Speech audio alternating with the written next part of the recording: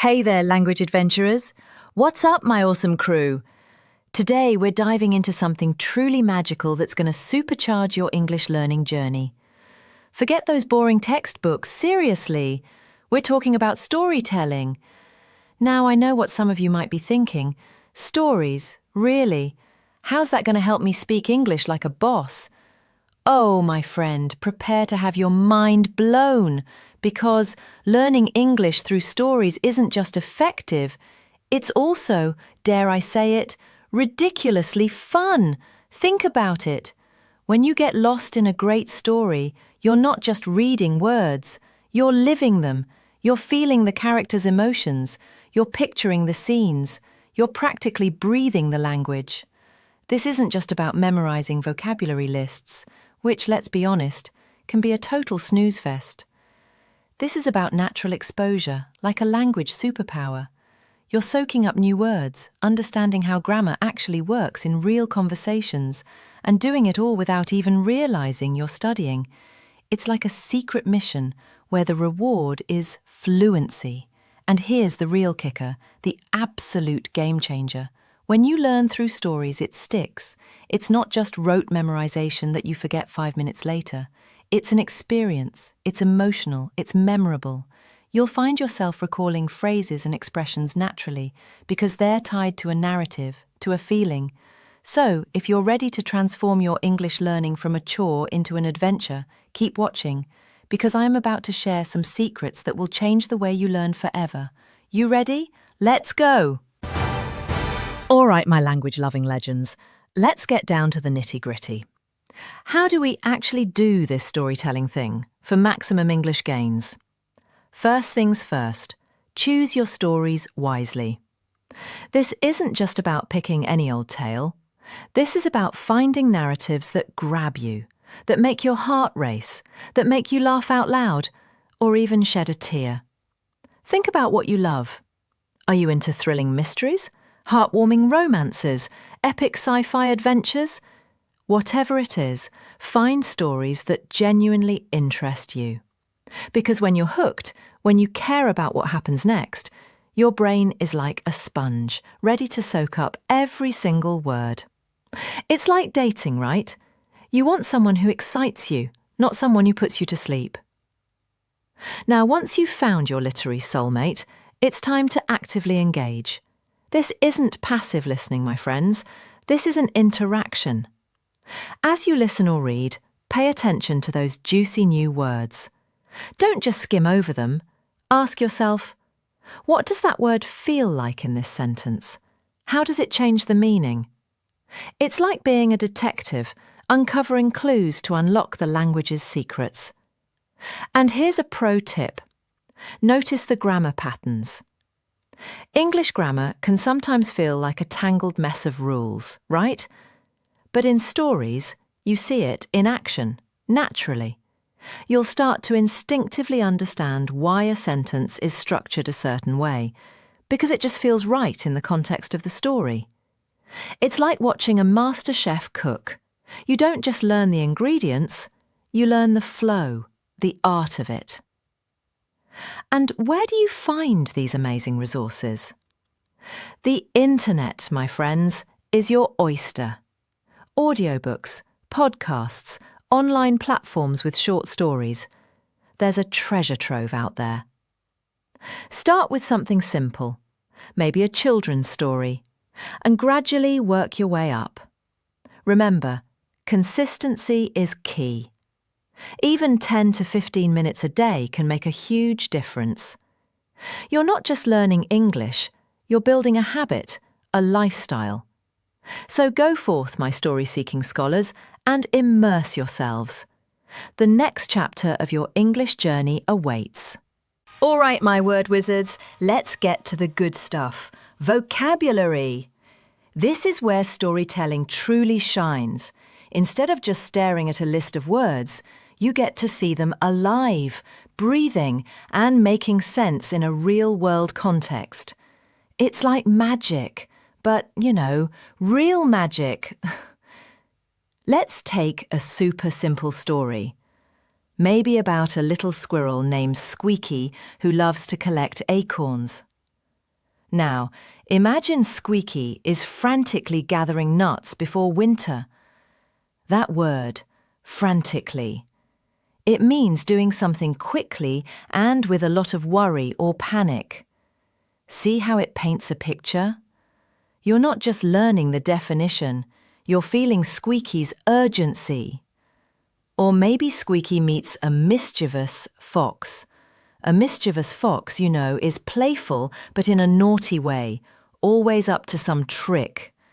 You can almost see that fox with a sly grin, right? When you encounter words in a story, they become part of the narrative, part of your memory. It's like they're not just words anymore, they're characters themselves, with their own personalities. This is how your brain loves to learn. It connects new information to existing knowledge, to emotions, to images. So as you listen or read, don't be afraid to pause. Look up words you don't know. Write them down, but more importantly, write down the sentence they were in. That context is your golden ticket.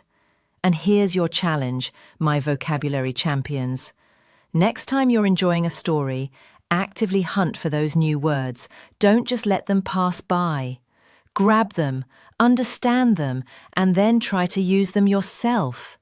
Even if it's just in your head, or talking to your pet, or writing a quick sentence. Every new word you truly understand and use is a step closer to English fluency. You've got this. Go on, make those words your own. Okay, my grammar gurus, let's tackle the beast that is English grammar. I know. Sometimes it feels like a tangled spaghetti of rules and exceptions. But guess what? Stories are your secret weapon here. They show you grammar not as a set of rigid rules, but as a living, breathing part of communication. It's like seeing the engine of a car in action instead of just reading the manual. Let's get back to our friend Squeaky the Squirrel. Remember when we said he'd been collecting acorns all morning? That little phrase, had been collecting, is a perfect example of the past perfect continuous tense. Sounds fancy, right? But in the story, it just makes sense. It tells you that Squeaky started collecting in the past, continued for a while, and then something else happened. It's not just a rule, it's a way to show the flow of time in a narrative. It's elegant, it's precise, and it's beautiful. Or consider our mischievous fox. We might say, the mischievous fox would often try to trick Squeaky. Here, would often try isn't about the past tense of will.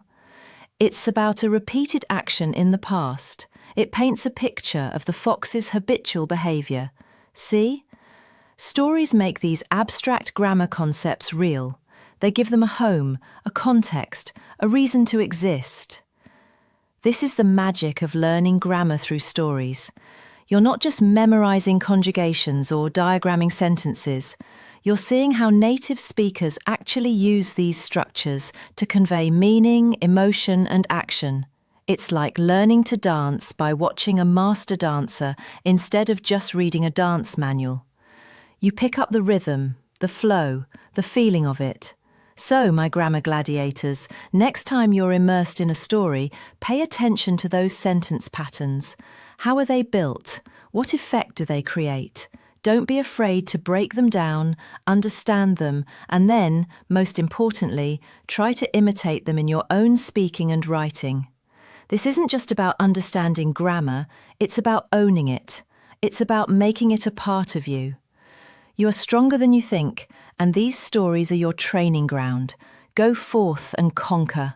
Wow, we've covered a lot today, haven't we, my incredible English learners? From understanding the sheer power of storytelling to unlocking vocabulary and even taming the grammar beast, you now have a whole new way to approach your language journey. Remember, learning English doesn't have to be a struggle. It can be an adventure, a thrilling ride filled with captivating characters, exciting plots, and emotional connections. When you immerse yourself in stories, you're not just learning a language, you're building a deeper understanding of the world and, honestly, of yourself too. It's like getting a free ticket to a whole new universe just by listening to a good tale. How cool is that? So here's your mission, should you choose to accept it. Start today. Pick a story, an audiobook, a podcast, a short story online, even a children's book. Just make sure it's something that genuinely excites you. Don't worry about understanding every single word at first. Just listen, enjoy, and let the language wash over you. The more you do it, the more natural it will feel. Trust me on this one. For some amazing resources, check out platforms like Audible for audiobooks. Follow our YouTube channel for Learning English for fantastic podcasts and short stories. Or even Project Gutenberg for free classic ebooks. There's a whole world of stories waiting for you to discover. And finally, I want to hear from you. Have you tried learning English through storytelling? What are your favourite stories? What tips do you have for your fellow language learners? Share your experiences in the comments section below. Let's build an amazing community of story-powered English speakers. Enthusiastic, thank you so much for watching, my friends. Keep learning, keep growing, and keep telling those amazing stories. You are doing great, and I believe in you. See you in the next video.